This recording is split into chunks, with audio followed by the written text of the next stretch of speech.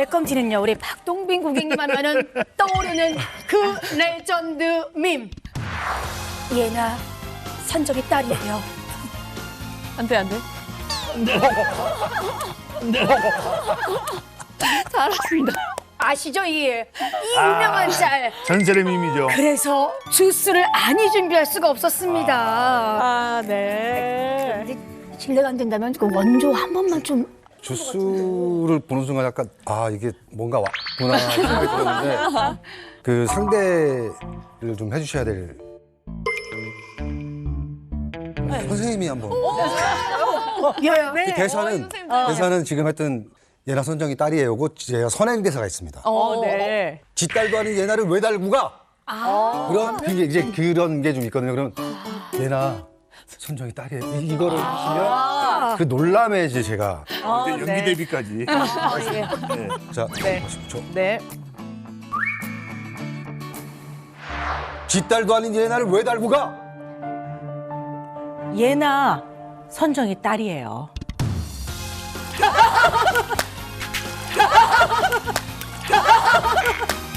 이거 봐. 원조는 낙차가 원조다. 달라. 낙차가 달라. 야, 이게 야. 오랜만에 한 2년 아 벌써? 네. 자, 옆에서 두 분 이렇게 보니까 너무 알콩달콩한 게 뭔가 느껴지는 것 같아요. 근데 사실 두 분 나이 차이가 좀 납니다. 12살 난다고 하는데요.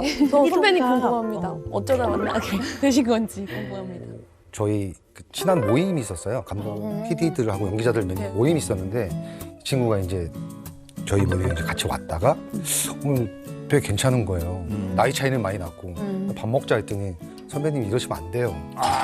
계속 선배님. 저는 어쨌든 제가 너무 좋아해서 그렇게 시를 했고 그 중간에 이제 뭐 너무 밀어내니까 제가 좀 도움을 요청한 후배가 있어요. 제모랑 안제모라고 친구, 그 친구가 이제 계속 옆에서 도움을 줬어요. 예. 그러니까 본인이 가서 형수님, 선생님. 당황하고 도망 다니고 막 한 1년여를 그랬던 것 같아요. 아니 그때는 너무 친했었고 뭔가 이렇게 친한 선후배들 사이에 이 크루가 너무 좋은데 괜히 이렇게 좀 뻘쭘해지고 또 못 보는 상황이 생길까 봐 조금 그게 걱정됐었고 좀 적극적으로 하니까 내가 너무 밀어내서 너무 남자로 안 보나? 한번 봐볼까? 뭐 이렇게 생각을 좀 잡아보니까 또 다른 모습도 보이고 또 저한테 없던 모습들이 조금 마음에 들기도 하고 그래서 이제 넘어갔던 것 같아요. 근데 이제 아시지 않습니까? 이게 5살이 차이만 나도 얘기하는 토크가 달라져요. 당연하지. 특히 뭐 같이 봤던 만화들, 맞아요. 만화 주제가 맞아요, 그리고 맞아요. 우리 때 유행하는 유행가 맞습니다. 뭐 이런 문화가 좀 다른데 또 제가 재밌는 테스트 하나 가져왔습니다. 이 가사 하면은 생각나는 노래를 하나 둘 셋 하면 동시에 불러주시는 거예요. 그대여. 그대요. 그대요? 자, 요걸로 생각나는 노래가 나 생각나는 게 몇 곡 있는데. 있죠? 자, 하나, 둘, 셋. 그대여, 잊지 말아요. 이게 뭐가 그래요.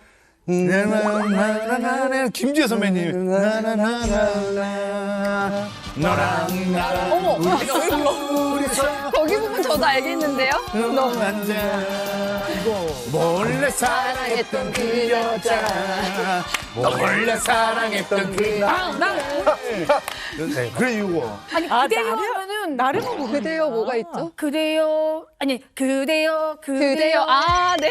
땡. 너도 참 모르는 아니, 알지. 아니, 나 그대요. 뭐 걱정하지 말아요. 이적 씨 그러네요. 노래. 뭘 어떻게 김지혜 선배님 노래가 나왔어 저희 이래서 잘 맞나 봐요. 저도 이게 생각나서. 자, 그러면은 요거. 커피. 커피 한잔 많아요. 하나, 둘, 셋. 커피 한 잔 손에 들고 오빠. 왜요? 나 홍보 씨 무슨 거 하는지 알아. 뭐야? 커피 한 잔을 커피 한 잔 시켜놓고 떠나야 하는 그거는 참표 한 장이세요 참표 한 잔 손에 든 건가요? 손에 들고 떠나 이게 뭐 진짜요? 아니, 차를 들든 커피를 들든 뭘 너무 한 잔 들고 떠나 완전 그러네. 완전 뭐라고요? 완전 저는 이제 커피 한 잔 할래요? 물론 홀킴 씨, 최준 씨도 따라하고. 커피 한 잔을 시켜놓고 이게 없어. 네, 정겹네요.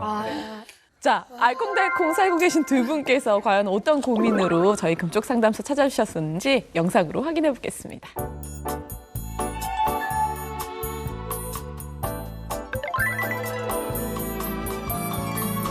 어머, 예쁘다. 예쁘다.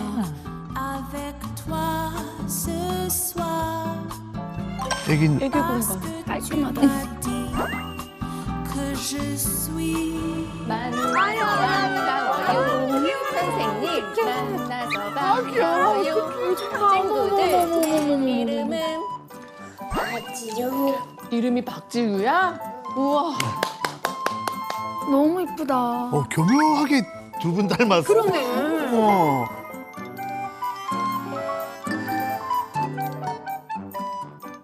만 51세에 결혼했고요.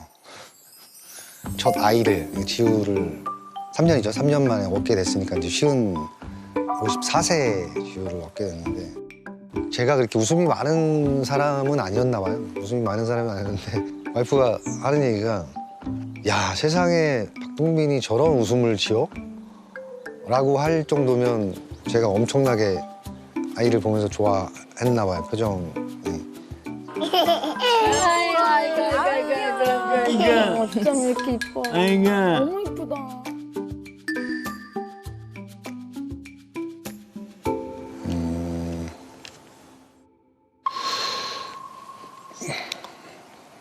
너무 행복하고 좋아요. 너무 행복하고 좋은데 최근에는 또 병이 하나 생긴 게 저는 살면서 숫자를 잘 되뇌이지 않았는데 최근에는 숫자를 그렇게 이렇게 생각을 해요. 아이가 중학교를 간다. 그러면 이제 난 몇 살이지? 막 이런 생각. 그러니까 제가 이렇게 어느 장소에 아이를 데리고 갔어요. 딱 이제 둘이서 갔는데 그 다음 주에 갔더니 와이프한테 지우 지난주에 할아버지랑 오셨다고. 아유. 저는 되게 자신 있게 살아왔던 사람인데 그런 얘기 들으면 또 우리 지우한테 나중에 상처 주는 거 아닌가? 아빠는 왜 할아버지야? 이런 것도 약간 좀 걱정이 되긴 돼요. 네.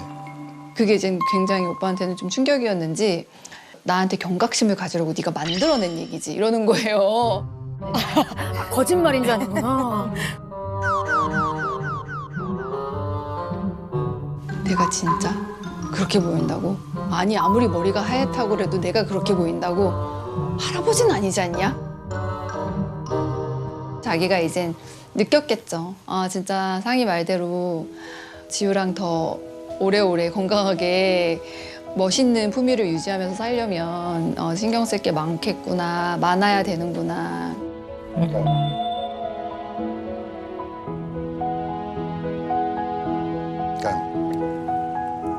남아있는 숫자. 삶에 제가 생각하는 척도에 남아있는 숫자를 자꾸 생각하게 되니까 내가 잘할 수 있을까? 그러니까 자신감도 많이 좀 저하된 것 같고 그 불안이 좀 많이 좀 급습해 오는 것 같아요. 네. 아니 요즘에는 결혼 시기가 좀 많이 늦어졌잖아요. 이제 만혼이라고 하는데 이제 늦게 결혼하는 경우도 많고 늦은 나이에 첫 아이를 출산하시는 분들도 꽤 많고요. 요즘 또 늦둥이 아이를 좀 키워놓고 늦둥이 얻으시는 분들도 많거든요. 그러다 보니까 얘 초등학교 들어갈 때 내가 몇 살이지? 고등학교 졸업하고 그 이후에 뭐 대학을 진학할 수도 있고 뭐 직장 생활을 할 수도 있고 그때 내가 몇 살이지? 이런 계산 막 해보거든요.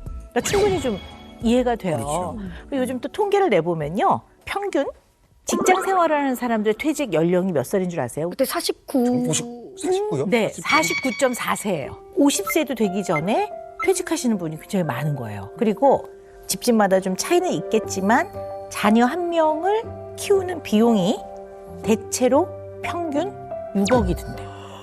대체로 나이가 좀 많이 들면 그만큼 이제 경제적 소득이 좀 떨어질 가능성이 있으니까 아이가 배우고 싶다는 거 또는 뭐 아이 뒷바라지가 좀 필요한 부분 그거를 끝까지 잘 해낼 수 있을까라는 걱정 두 번째는 이제 점점 나이를 먹어가면 얘가 충분히 자리를 잡기 전에 내가 너무 연로해져서 얘한테 부담을 주면 어떡하나 뭐 이런 걱정들은 들 수 있을 것 같아요. 일반적으로 그럴 것 같아요. 네. 지금 좀 가장 좀 어떤 점들이 걱정이 되고 좀 불안하시고 그러세요? 이제 제가 하는 직업은 연기자인데 연기자가 정해진 정년은 없지만 제가 이제 나이가 들면서 어떤 서야 될 공간이 좁아질 수밖에 없는 거고 드라마가 끝나면 뭐 한 달, 두 달 정도는 그래 괜찮아 하지만 그게 길어지면 이게 너무 불안한 거죠. 이게 다가올 미래에 대한 부분이. 근데 이제 결혼해서 아내가 생겼을 때 또 책임에 대한 부분이 이제 분명히 왔던 거고 근데 우리 지우가 왔을 때는 이게 뭐 보통 엄습해 오는 게 아니라 불면증은 없는데 자다가 약간 악몽? 이게 뭐냐면 시험을 봐요. 그리고 대사를 하다가 왜 대사가 생각이 안 나지?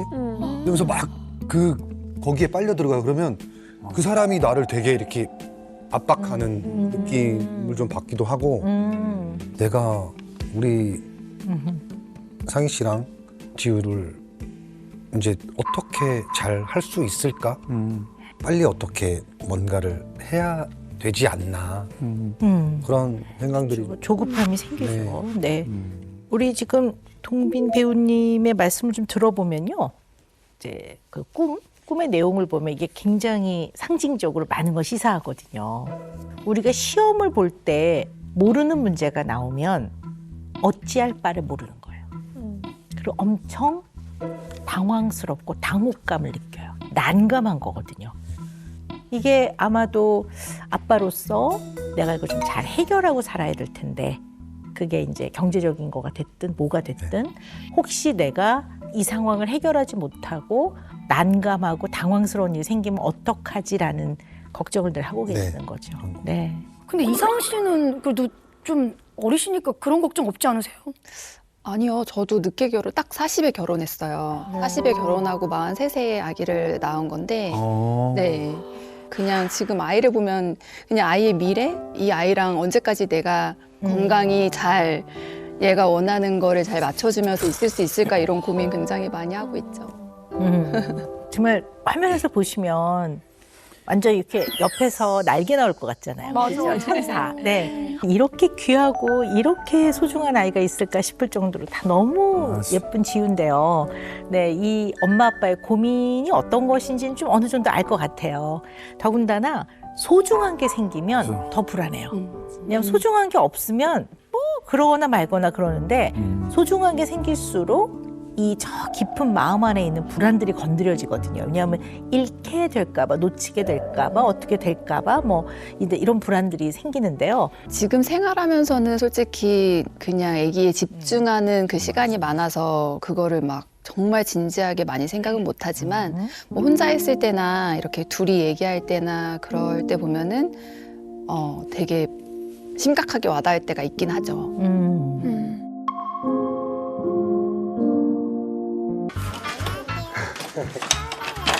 블루베리. 엄마는?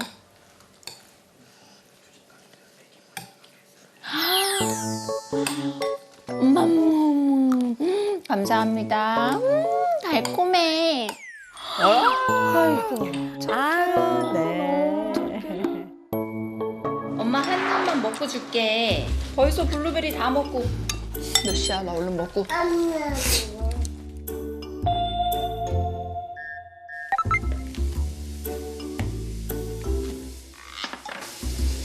다 했어? 가자.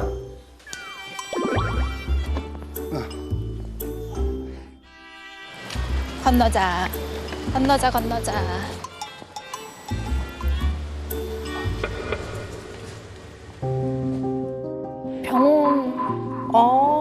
병원에 오셨네요.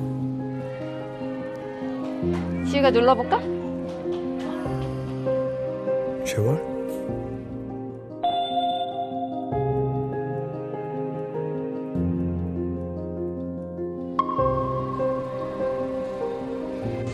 잘 듣고 있네요. 까지는 아니고.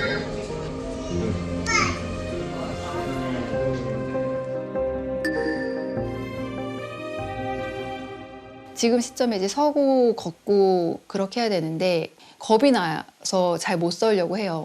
이제 그거를 좀 더 잘, 너 설 수 있어. 너 팔 뛰어봐. 뛸 수 있잖아. 이거를 좀 도와주시는 작업을 하는 거죠.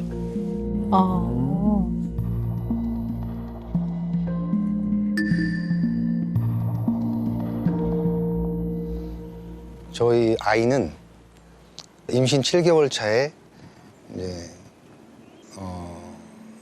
선천성 심장 복합 기형이라는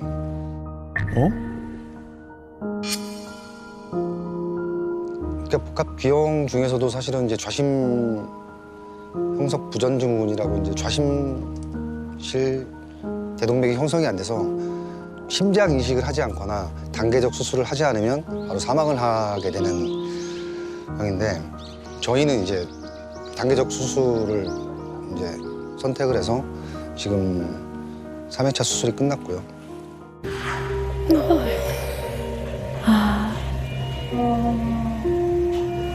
제리야, 아이고 손 잡았어.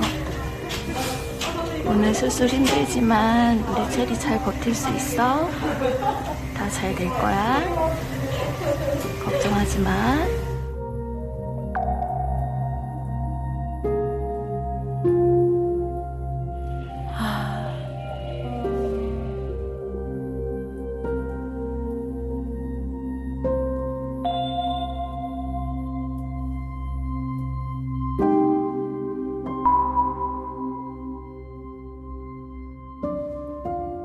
어떻게든 우심실 하나로 살아갈 수 있게끔, 잘 살아갈 수 있게끔 이젠 수술을 하면서 만들어줘야 되는 아기였다고 설명을 들었죠. 처음에 딱 그렇게 들었을 때 어떤 상황에서도 포기할 수 없다, 나는. 이지유, 엄마가 엄청 많이 사랑해.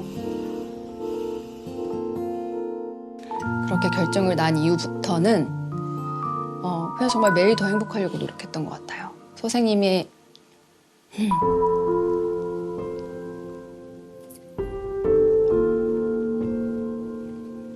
그래서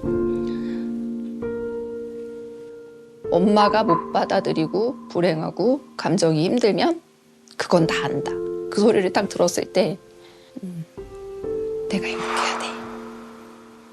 그래서 진짜 그 이후로 오빠가 저한테 참 상희야 너 정말 대단하다라고 얘기해 줄 정도로 너무 즐겁게 하루하루를 보냈던 것 같아요. 지금 잘 크고 있지만 상황에 따라서 이벤트가 많은, 이슈가 많은 병이기 때문에 안심할 수 없다라는 게 좀 제 머릿속에는 좀 지배적으로 있는 것 같아요.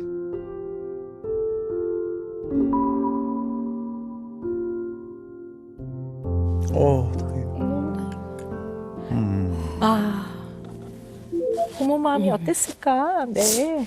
정말 대신 아파줄 수 있으면 기꺼이 너무 기쁜 마음으로 내가 대신 아파주마 하는 게 부모의 마음인데요.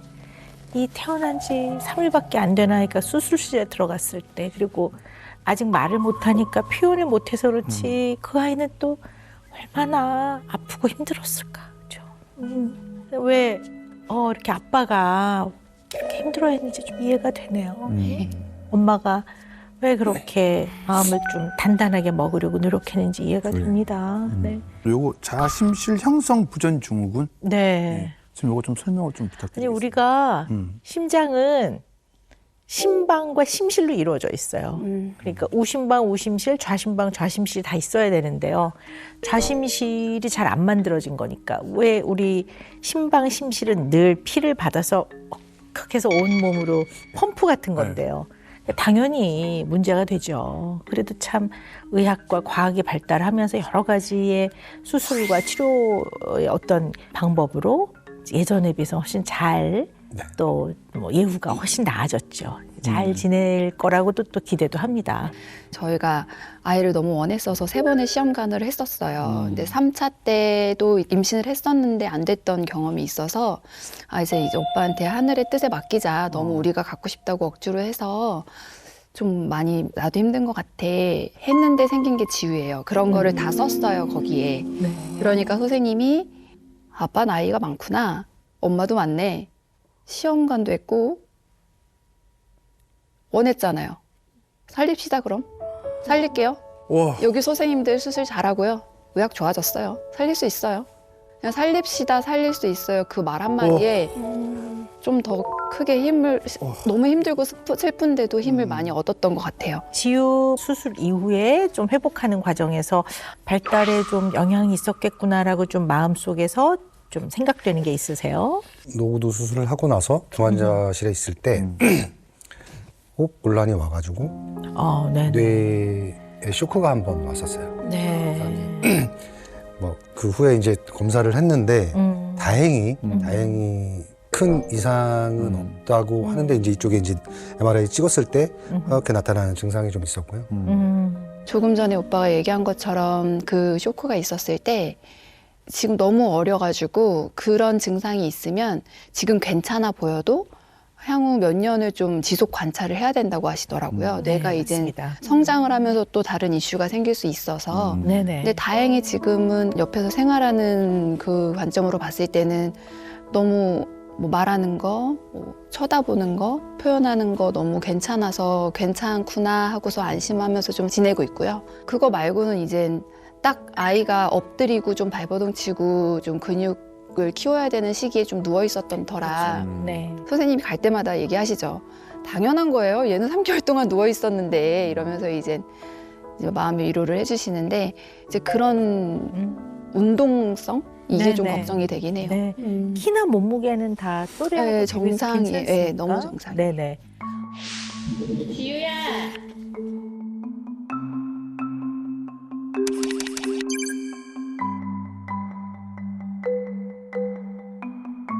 지우는 손가락으로.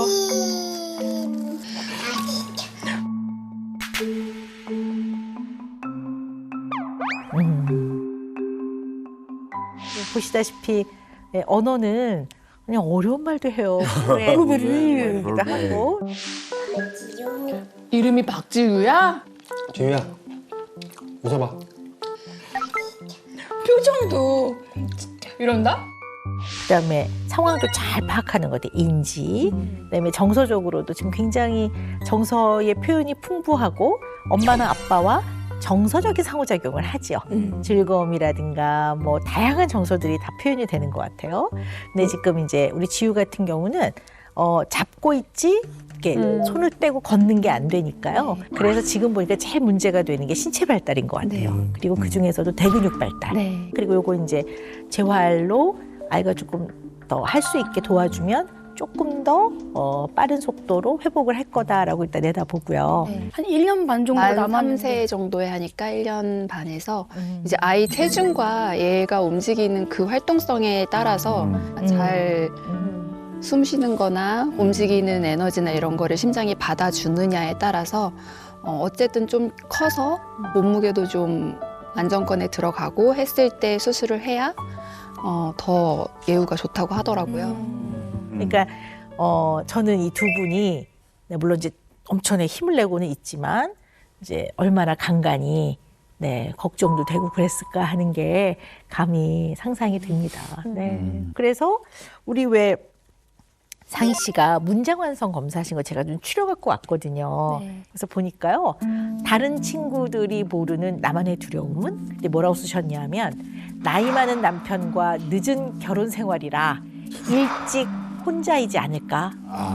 딸을 일찍 혼자 두진 않을까? 뭐 이런 거.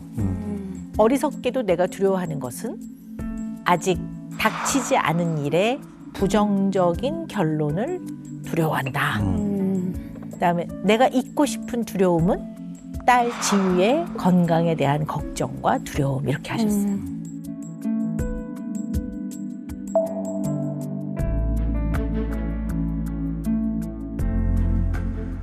성격이 좀 생각을 좀 깊게 해서 아직 일어나지 않은 일도 좀 생각을 하는 편이라서 좀 스스로 좀 피곤하기도 한데 이제 그런 부분에서는 뭐 입원을 하고 예를 들어 3일 뒤에 퇴원을 해. 그러면 보통 아이들은 어디가 아프지? 저도 첫 아이니까 뭐 그런 거를 다 서치를 해서 경우의 수를 다 둔 다음에 이럴 때는 무슨 약을 먹어야 되나요? 이거는 동네 병원에서 살 수 있나요? 약국에서 살 수 있나요? 만약에 같이 아이를 키우는 여자 선생님이면은 선생님 지유 같은 경우에는 어떤 걸 먹이시고 싶으세요? 이래서 이 미리 처방을 받아서 그 유효 기간을 좀 넉넉하게 받아두거나 뭐 그냥 그런 사소한 것까지 너무 걱정이 되니까 그렇게 생활을 했던 것 같아요. 네, 네. 그러니까 아무래도 또 아픈 아이를 둔 부모님들이 가지고 있는 또 그렇죠. 뭐 나름 당연히 스트레스라든지 그런 게 너무나 있잖아요. 자연스럽고 당연한 네. 뒤따라오는 이제 불안, 걱정들이 있을 수밖에 네. 없죠. 쥐 엄마가 뭐라고 말씀하셨냐면 미리미리 다 생각해서 이럴 때는 혹시 이러면 이런 게 필요하니까 미리 좀 여유 있게 처방도 받아놓고 뭐 네. 미리미리 굉장히 준비성이 있고 굉장히 이제 여러 단계를 미리 생각해보는 아주 꼼꼼하고 치밀하고 준비성이 있는 모습이라고도 볼 수 있고요. 근데 어쨌든 이제 어떻게 보면 엄마 아빠가 나이가 많고 근데 이제 이 아이는 또 같이 해결해 나가고 힘을 합해야 되는 부분이 많고 또 수술도 좀 남아있고 그러니까요. 좀 이런 어려움이 있는 아이를 키우는 부분은 진짜 협동과 협조를 하고 힘을 합해야 되거든요. 그래서 두 분 결혼의 부부 관계 어떤지는 좀 한번 알아봐야 될 것 같긴 합니다. 네. 안녕히 주무세요. 아이고, 아이고. 이때구나. 고생하셨어요.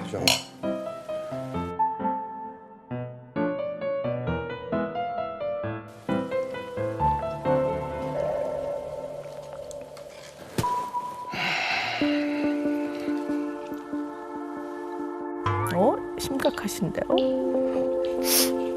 싸우셨나?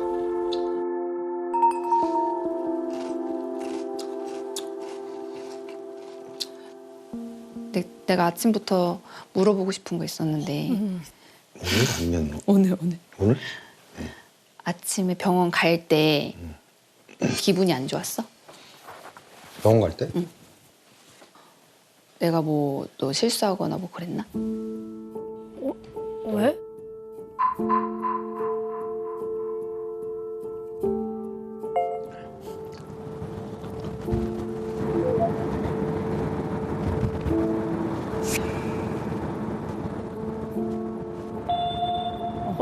그러네. 왜? 뭐지? 병원 갈 때 병원 시간이 늦은 거 아닌데 왜 한마디도 안 하지? 막 이런 생각이 들었거든. 왜 내가 뭐 잘못했나? 내가 또 뭘 서둘렀나? 오빠 내 서두르는 거 싫어하니까 오빠가 보기에 내가 무슨 서두른 행동을 해서 오빠가 기분이 언짢은가? 아니 뭐 언짢은 뭐 없었어? 언짢은 건 아니야. 언짢은 건 아닌데 이게 너무 언짢아 보이죠. 누가 너무 언짢아 보여. 답답하죠. 큰 차이도 아니고 정말 희한한 거야. 5분, 10분을 조금만 빨리 준비하면 되는데 꼭 엄마 한 입만 먹고 줄게. 벌써 블루베리 다 먹고. 여기다 잘라주고 아까 블루베리도 반 잘라줬잖아. 나는 빨리 준비하는 거야. 그러니까 내가 또 얘기 들어봐. 자, 9시에 출발하자고 그랬을 때 9시 5분, 10분에 출발하게 되잖아. 그래서 내가 무슨 방법을 썼냐면 8시 50분에 출발해야 돼. 그럼 9시에 출발하더라고. 아니 되게 근데 희한한 거야, 그거는. 아니 근데 나는 지각을 안 해. 그렇게 해서 내가 지각을 하거나 하면은 괜찮은데 나는 서둘렀고 꼭 할 수밖에 없는 마지막에 뭔가가 보이거나 챙겨야 될 게 있어서 그거를 넣다 보면 그렇게 되는 건데 내가 살면서 나도 뭐 일하면서 지각하거나 그런 적 없고 지우 병원도 한 번도 지각한 적 없고 지각을 왜 안 해? 나 혼자 갔을 때 그러니까. 아니, 늦은 적 있지. 나 혼자 갔을 때 지각한 적 없어. 30분. 오빠랑 같이 갔을 때 한 번 있지. 딱 한 번. 30분 재활하러 가면서 1시간 반을 가면서 15분을 늦은 적도 있어, 우리. 그러면 진짜 그건 대단히 잘못된 거야. 그러니까 나로 인해서는 아니었잖아 그때. 꼭 누구로 인해서, 나로 인해서가 그러니까 아니야. 지금 내가 얘기하는 게 그거를 미리 준비하면은 그렇게 하지 않아도 되는 건데 내가 서두르지 않아. 운전하면서 막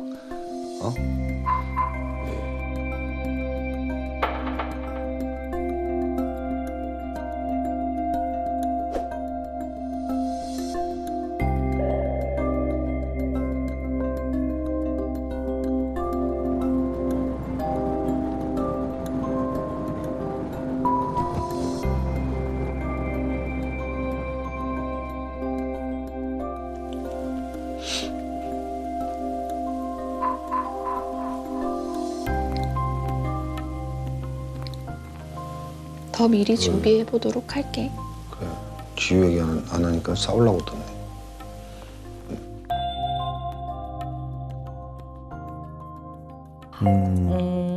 이 시간에 대한 거. 시간에 대한 그냥 네. 웬만하면 맞추자 해서 전날부터 짐을 싸고 막 생각을 하는데 근데 이상하게 그러니까 뭐 애기 밥도 챙겨야 되고 왜냐면 그렇지. 3시간 이동이니까 네. 점심시간 중간에 걸리지 막 여보로 싸야 되니까 뭐 전날부터 챙기는데 진짜 이상하게 꼼꼼히 했는데도 마지막에 걸리는 게 마지막에 있어. 아차 이러고 아, 들어가게 그 순간에 근데 그러니까. 선배님 되게 중요한 걸 분명히 저희 챙겨요. 맞아. 그 순간에 딱 지금 진짜 이상해요. 내가 왜 오늘도 이랬으면 다음에 그걸 챙기면 되는데 또 깜빡하고 뭐 나가는 길에 왜 이렇게 볼이 건조한 건 왜 보이는 건지 그러면 또 뛰어 올라가서 로션 하나 가져와야 될 것 같고 막 아니 우리 살면서요 진짜 나이가 들어도 잘 안 바뀌는 게 있거든요. 시간에 대한 개념, 돈에 대한 개념, 정치색, 종교관 잘 안 바뀌어요. 시간 개념과 관련돼서는 안 물러서시더라고요. 5분, 10분을 조금만 빨리 준비하면 되는데 꼭 나는 빨리 준비하는 거야. 그러니까 내가 또 얘기 들어봐. 그거를 미리 준비하면은 그렇게 하지 않아도 되는 건데 내가 서두르지 않 운전하면서 막 그러니까 결국 그 대화의 마무리는 아내가 아이, 그래 뭐 내가 좀 더 빨리 서둘게 하면서 그냥 마무리가 되시더라고요. 더 미리 준비해 보도록 할게. 그래서 이거는 뭐 부부간에 의견이 다르거나 다투거나 그런 건 아닌 것 같고요. 아, 우리 동빈님이 딱 기준이 분명하구나. 이 기준을 원칙이라고도 보지만 바운더리라고도 보는 거거든요. 바운더리라는 거는 나의 어떻게 보면 테두리. 요 테두리 안에서 나는 움직여. 이건 무슨 얘기냐면 이 테두리 안에 있을 때 나는 편안해. 이 테두리를 넘어가는 건 난 좀 뭔가 불안해 이런 얘기거든요. 난 좀 뭔가 불안해 이런 얘기거든요. 그러니까 요 테두리를 굉장히 고수하려고 하는데 요거를 지켜나가시는 게 뭔가 조금 여기서 더 안정감을 가지시나? 요런 생각도 좀 하면서 제가 봤어요. 옳고 그름은 아니에요. 네네, 그렇죠. 그러니까 선생님 말씀하신 네네. 대로 제가 어느 순간부터인가 그 정해놓은 울타리가 있어요. 그러니까 정의. 이건 잘못된 거잖아. 이게 맞는 거잖아. 라고 저만의 정의를 자꾸 내려요. 어떤 그러니까- 게 있을까요? 좀 구체적으로 얘기를 해본다면요. 예를 들면 이제 주차 문제를 우리가 따지고 왔을 때 주차 요즘에 많이 보지만 이제 주차 라인을 침범해서 두 칸을. 무상식한 주차 빌런들, 몇몇 주차 분들이 빌런들. 이렇게 두 칸을 쓴단 말이에요. 가운데다가 그 포스트잇에서 써놔요. 세상은 혼자 사는 세상이 아닙니다. 이러고 그냥 반성하세요. 차를 보고 그리고 저는 당당하게 나한테 만약에 또 반문을 한다면 언제든지 오라고 저는 써놔요. 네. 혹시 자동차 기름 같은 거 우리 네. 흔히 말하는 만땅, 만탱크로를 채우고 다니세요? 저는 조금만 떨어지면 가서 넣으세요? 저는 왜요? 저는 만탱크 아, 네네. 아, 충전 전화기 충전도 항상 아, 막 채워서. 충전기도 가지고 다니는 보조 배터리 네, 갖고 보조 다니시고. 배터리가 아니라 충전기. 아, 충전기를. 오빠가 저를 좀 이해를 제일 못하는 부분인 게 여기서 성향이 굉장히 다른 게 저는 핸드폰이 꺼지면 하면 되지. 뭐 내 아기가 옆에 있으니까 오빠 옆에 있으니까 그렇게 급할 일이 뭐가 있을까? 뭐 이런 생각에서 별로 이거를 막 스트레스 받지 않아요. 그냥 10%면 아직 10% 남았네 이렇게 생각하는데 90%가 없잖아요. 10%가 남았잖아. 아니 90%가 없잖아. 10%의 행복. 저는 그렇게 생각하는데 오빠는 10%인데 끼리끼리 까매지면은 이야 진짜 속 편하다 이러고선 자기가 꼽아주는데 기름도 선생님이 얘기하신 것처럼 말씀하신 것처럼 제가 일부러 그런 거 아니고 맞아. 타면 불이 들어오면 앞으로 99km를 더 갈 수 있다고 써 있어요. 네. 300km 탔잖아. 99kg 남았잖아. 네, 그래서 저는 집이 산미치고 이걸 또 밑에 가서 굳이 뭐 내일 내가 나가나 안 나가네 모레 나가니까 그때 하면 되겠다 이렇게 생각을 하고 갖다 놓으면 이상하게 꼭 다음날 오빠가 제 차를 돼, 타게 맞아. 돼요. 그러면 갔다 오면 기가 막힌다. 넣어놓으면 냉고 만들어 놓고 넣어놓으면 떨어뜨려 놓고 이렇게 그러니까 오빠는 그게 이제 안 되고 아, 불안한 네네네. 거죠. 네. 그러니까 이게 공통점이 있어요. 일단 시간. 시간에 쫓기는 거는 초조하고 긴장되고 불안한 거예요. 그게 싫은 거예요. 주차 이런 것도 이런 생각을 해보자고요. 서로 지켜야 될 것들을 지키지 않으면 안전하지 않아요. 나도 어떤 지킬 걸 지킨다는 전제하에서 다른 사람도 지킬 거라고 생각하고 그래야 서로가 안전하게 살아가는 거거든요. 근데 이 안에다 집어넣는 걸 모든 사람들이 상식이라고 생각하는데 그걸 어기는 거는 이런 사람이 다 있나가 아니라 갑자기 안전하지 않은 거예요. 갑자기 안전하지 않은 거예요. 그러니까 이건 인간으로서 목에 칼이 들어도 안 하는 거지, 이건 지키는 거지, 이런 거가 무너지면 어떡하지라는 두려움이 있는 거예요. 기본적으로 그런 게 있으신 거예요. 그러니까 그 견디기가 어려운 거예요. 또한 이제 기름 같은 거는 반 좀 넘게 남아 있으면 보통은 뭐 이 정도 남아 있네 하는데 우리 동민 배우님은 채워야 돼. 왜냐하면 만에 하나 폭설이 내려. 그런 얘기 잘할 거야. 폭설이 내려서 우리가 산인데. 산이지. 거기까지 그렇지. 주유소까지 길이 막혀. 그러면 당신이 이 통을 들고 가서 기름을 받아올 거야? 그러다 감기 걸리면 어떻게 여기까지 가는 거야? 감기 걸리면 감기 걸리면 안 되잖아. 당신 애 돌봐야 되는데. 그래서 꼭 채워놓으라는 거야. 뭐 이런 식인 거지. 만에 하나 생길 수 있는 사고. 그런 상황이 생기는 것이 몹시 싫은 거야. 막 불안해, 두려워. 휴대폰도 마찬가지예요. 10%밖에 안 남았어. 그러면 만에 하나 당신이 무슨 폭우에 고립이 됐어. 그래가지고 연락을 해야 돼. 아니면 갑자기 뭐 열이 나거나 어떻게 돼서 빨리 119를 부르거나 병원에 가야 되는데 배터리가 방전돼서 전화를 못 해. 그런 일이 안 생긴다고 어찌 보장할 수 있으니? 뭐 이렇게 되는 거야. 그래서 이러한 어떠한 일어날 수 있는 사건, 사고에 대해서 대비할 수 있는 건 대비해서 이렇게 하면 이런 문제만큼은 적어도 안 일어나라는 걸 가지고 안정감을 유지하시라는 것 같아요. 안정감을 유지하시라는 것 같아요. 근데 거기서 벗어나 있는 상황은 불안해. 이런 것 같아요, 지금 보니까. 그러니까 아이를 태우고 이제 카시트가 있는 차는 이제 주로 제가 이제 많이 채우는 편이고 아내가 타는 차는 자주 비어 있어요. 그 탱크가. 그러면 임박해서 다닌단 말이에요. 그러면 주유소를 들려서 약속 시간에 거기 또 주유소를 들려서 그러면 이게 또 늦어진단 말이죠. 그 시간만큼. 이 차는 왜 계속 채워놓냐면 아이가 뒤에 혼자 있잖아요. 그런 걸 또 방지하기 위한 것이기도 해요. 좀 미리미리 모든 걸 해놓는 그렇죠. 게. 네. 그러니까 쓰나미 이런 거는 어느 누구도 예측할 수 없잖아요. 그런 거는 미리미리 준비하는 게 어렵잖아요. 그런 거에 있어서는 좀 불안하지 않은데 네네. 그냥 우리가 상식의 선에서 미리 예측해서 대비하고 준비할 수 있는 거는 그렇게 해야지만 마음이 편안하신 것 같아요. 이런 게 왜 이렇게 중요하실까? 뭐 이런 생각을 해보는 거죠.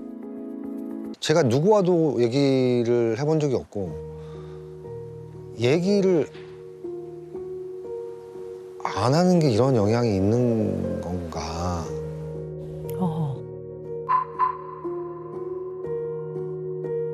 제가 이제 이거를 계속 끝까지 그냥 평생 안고 갈까 그러다가 누가 물어본 적이 없으니까 내 스스로 얘기한 적도 없고.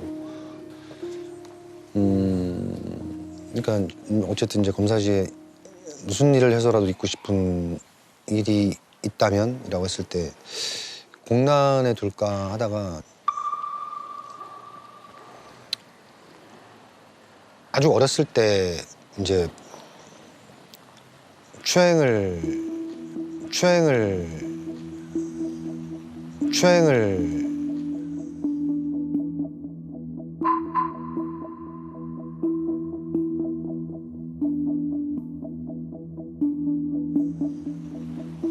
그때는 몰랐어요. 그게 추행인지.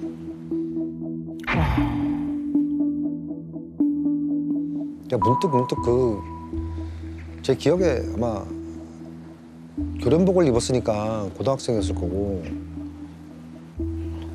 6살, 7살 때 거로 기억을 하고 6살, 7살 때 거로 기억을 하고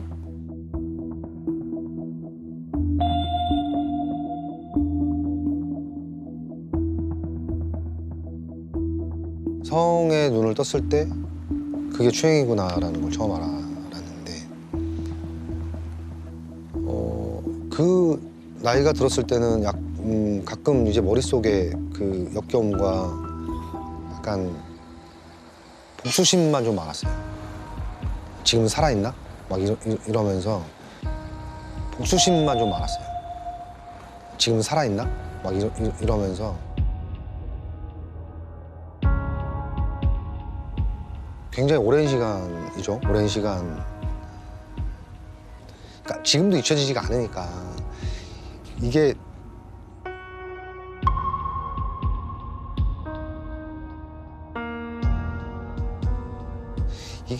제 삶에 이런 힘든 부분에 뭔가가 있을 때 영향이 있는 건가 라는 생각은 좀 들어요. 이게 되게 단순한 건 아니더라고요. 제가 생각할 때. 그런 일이 있으셨군요. 네.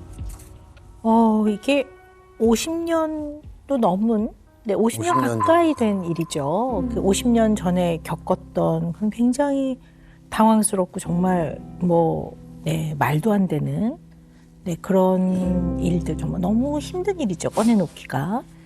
근데 그 마음속에 담아놨던 그 이야기를 일단 꺼내놓으신 용기에 저는 굉장히 응원을 드리고 싶습니다. 네. 그동안에 얼마나 마음이 힘드셨을까. 네. 중학교 네네. 중고쯤에서 네네. 네. 이제 그런 거구나, 그런 거였구나. 그냥 이뻐하는 줄만 알았어요. 이런 게. 네. 이거 어디 가서 그 시기만 해도 상담을 할 수 있는 그럴 제 정신도 아니었고 한편으로는 되게 창피하기도 했고 내가 잘못한 게 아닌데 그렇죠. 잘못한 게 왜 아니에도. 나한테 이런 어렸을 때 이런 일이 벌어졌을까? 근데 그 누구도 지금까지 저한테 모르니까 물어본 적도 없고 하다못해 저 와이프도 지금 모르는 사실이에요. 부모님도 모르시고 사실은 얘기를 하고 싶었어요. 네. 그냥 왜냐면 아이가 생기니까 내 아이가 혹시라도 그러면 안 되잖아요.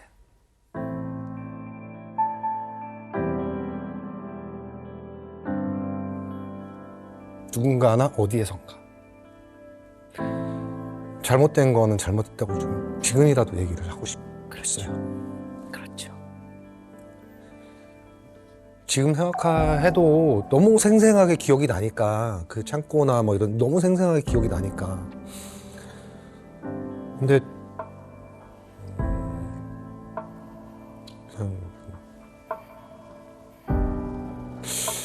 그래서 좀 덜고 싶기도 했고요. 그냥 이게 저는 죽을 때까지 아마 제가 생을 다 마감할 때까지도 이렇게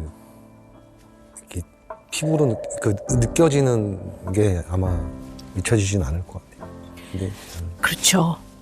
사실 이런 일은 잊혀지지 않는 일이기 때문에 그리고 마음 안에 너무나 비중을 많이 차지하고 있는 일이기 때문에 그래서 이런 가해를 하는 거는 아주 중한 범죄로 다루는 거거든요.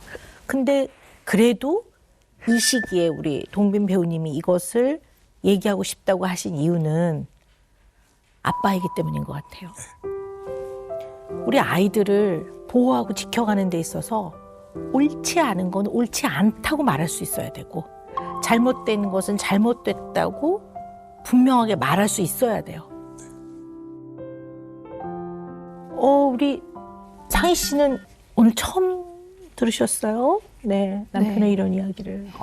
네. 정말 말하기 쉽지 않았을 텐데 절대 가벼운 일이 아니지만 성장하면서 뭔가 가볍게 받아들이고 그랬다면 저한테라도 먼저 얘기를 하면서 그렇게 좀 풀고 싶었을 텐데 그러지도 못할 정도의 아픔이었고 그리고 오빠가 아까 그 인터뷰 내용에 복수심이라는 단어를 딱 들었을 때 오빠가 뭔가에 이렇게 욱하는 게 굉장히 많았었어요. 지금은 결혼하고 저를 만나고 지우 만나고 해서 많이 줄어들었지만 좀 이해할 수 없을 정도로 굳이 저렇게까지 세게 과하다. 나 그래서 약간 오빠를 원망한 적도 있거든요. 왜 사람이 저렇게까지 해? 라는 게 있었는데 그래서 뭔가 살면서 저도 나름 이렇게 원인을 찾아보려고 오빠가 뭐가 상처일까? 이런 생각을 해보긴 했었는데 오늘 저 인터뷰 내용과 지금 오빠의 상처 얘기를 들어보니 반사적으로 사람이 나를 지키려다 보면 그럴 수도 있겠구나. 너무 이해가 되는. 너무 이해가 되죠. 네. 저는 앞에 하신 말씀이 이 인터뷰 영상을 보고 또 우리 동빈 배우님 말씀하시는 걸 듣고 정말 많이 이해가 됐어요. 너무나 자연스럽고 일반적이고 당연한 거를 어기는 사람들이 있거든요. 그런 일을 딱 겪고 나면 세상이 얼마나 두렵겠어요. 더군다나 만 6살이 어떻게 나 자신을 지켜나가겠어요. 10살 내지 10살보다 훨씬 더 나이가 많을 텐데 그럼에도 불구하고 그 과정에서 굉장히 자기 자신에 대한 내가 이런 일을 제대로 해내지 못했네. 내가 내 자신을 잘 지키지 못했네라고 하는 굉장히 자기 효능감이 떨어지고 기본적으로 세상에 대한 불신과 혐오감이 생긴단 말이에요. 어떻게 인간으로서 절대로 하지 말아야 되는 걸 서슴없이 할까. 그리고 자기 자신은 전혀 잘못한 게 없음에도 불구하고 자기 자신에 대한 혐오가 생기는 경우도 있어요. 징글징글하다 막. 사람도 징글징글하지만 나도 굉장한 큰 상처를 주는 거기 때문에 절대 하면 안 되는 거거든요. 근데 더군다나 이게 남녀의 차이는 없지만 인간은 근데 이제 이런 일을 겪으면 남자들은 좀 더 또 다른 형태의 어려움이 있는 것 같아요. 그냥 본인이 뭔가 더 무능하고 내가 그 상황에서 내가 힘을 좀 발휘해서 뭔가 내가 해결을 했어야 됐는데 내가 굉장히 무능했다라는 생각을 하기도 해요. 그래서 얼마나 마음이 힘들었을까라는 생각이 들어요. 그리고 그 뭔가 중고등학교 때 이걸 깨닫게 됐을 때 그때 마음 찾아가서 요절을 내고 싶죠. 가서 따지고 싶은 거죠. 왜 나한테 그랬냐고. 원망 정도가 아니고 정말 과격한 단어를 쓰자면 정말 죽이고 싶을. 왜냐면 제가 그거를 그냥 계속 되뇌었어요. 뭐 찾아가? 뭐 어떻게 해야 되지? 내가 그러면 힘을 키워야지. 뭐 계속 그 생각밖에 없었고 최근에는 그것도 계속 와요. 최근에 이 머릿속에 그 영상이 계속 떠올라요. 생생하시죠? 네, 너무 제가 그 아이의 제가 어렸을 때 그 피부가 어땠을 것인데 그게 느껴질 정도로 생생해요. 너무 안고 있었나 봐요. 내가 쳐놓은 울타리에서 벗어남을 좀 못 견디고 네네. 화도 많이 나는 것 같고 그 화를 표출을 하게 되고 그런 일들이 좀 많았던 것 같아요. 네. 좀 못 참고 좀. 네, 이해가 됩니다. 그리고 보통 자책을 한단 말이에요. 내가 그때 뭐 소리를 더 질렀더라면, 내가 뭐 밀쳤더라면, 내가 호루라기를 갖고 다니면서 불었더라면, 뭐 내가 그 자리에 가지 않았더라면. 근데 그게 생각을 해보면 그거 대처를 못해요. 사람은 어디든지 갈 수 있는 거고 그런 일을 어떻게 다 예상을 해서. 그리고 어린아이는 그런 일을 겪으면 얼어버려요. 어른도 그래요. 그런 일이 있었을 때 왜 좀 소리를 지르지 않으셨어요? 왜 저항을 안 하셨어요? 라고 하는 건 말도 안 되는 거예요. 그건 겪어보지 못한 사람이 얘기를 하는 거지. 잘 못해요, 그런 거를. 그래서 우리는 이런 피해자분들한테 우리가 뭐라고 얘기해 주냐면요. 살아나온 거 잘하셨습니다라고 얘기해요. 잘못하면 죽을 수 있었던 문제라고 보는 거거든요. 그래서 그런 상황에서는 생존에 필요한 나의 기본적인 삶에 필요한 통제력을 상대한테, 가해자한테 다 뺏겨버린 거거든요. 그래서 이 통제력을 되찾아오지 않으면 살 수가 없어요. 보통 어떠냐면 뭐 미국 같은 데는 그 강간 가해자를 법정에 세운다고요. 피해자가 법정에 나가요. 배심원들 앞에 가서 얘기를 해요. 자기 당한 거를. 네가 나한테 얼마나 몹쓸 짓을 한 나쁜 사람인가를 내가 내 입으로, 내 주도적으로 내가 얘기를 만천하에 해. 이걸 통해 내가 뺏겼던 통제력을 찾아오는 거예요. 근데 이제 지금 동빈 배우님은 하지 말아야 될 행동을 하는 사람한테 이건 잘못됐다는 걸 알리고 그러지 말라고 편지라도 메모라도 써주고 이게 약간 뺏긴 통제를 찾아오는 과정인 것 같아요. 그리고 오늘 이 시간도 내가 내 잘못이 아니라 가해자에 의해서 뺏겼던 나의 존엄성과 생존을 유지하는 가장 필요한 기본적인 통제력, 빼앗겼던 통제력을 되찾아오는 과정이에요. 여기서 이렇게 얘기하시는 게. 스스로 누구의 강압에 의한 것도 아니고 내가 이래요. 내가 겪은 건 잘못된 거였어요. 우리가 어른으로서 절대 이런 걸 하면 안 돼요. 그러면서 우리는 아이들을 사랑하고 보호해야 돼요. 나는 아빠로서 어른으로서 이렇게 합니다. 이 과정이 그때 가해자에 의해서 뺏겼던 생존에 필요한 나의 존엄성을 지켜나가는데 꼭 필요한 통제력을 다시 찾아오는 과정이라고 저는 봅니다. 그래서 굉장히 의미 있다고 봅니다. 어떤 분들은 이걸 가지고 일반화시키는 경우들이 있거든요. 내가 이런 일을 겪었기 때문에 사람을 다 못 믿어. 그럼 이제 그거에 영향을 많이 받는데 이 동민 배우님 같은 경우는 그거는 나쁜 놈은 나쁜 놈인 거고 네. 불의를 이겨나가고 옳지 않은 걸 옳지 않다 말하고 정의롭게 행동하고 되게 중요하다고 봅니다. 그래서 이런 것들이 쉽지 않지만 그리고 또 우리 문화에서 쉽지 않죠. 근데 너무 오늘 저는 굉장히 마음이 뜨겁습니다. 저는 인간이 낼 수 있는 굉장히 큰 용기라고 봅니다. 네. 아파하기 때문에 더 아빠라 더 용기를 내셨던 것 같아요.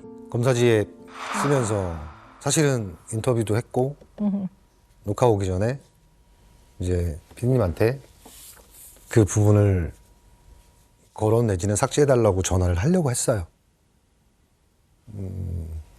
이제 인터뷰 내용 보고 당황을 하긴 했지만 얘기를 되게 잘한 것 같아요.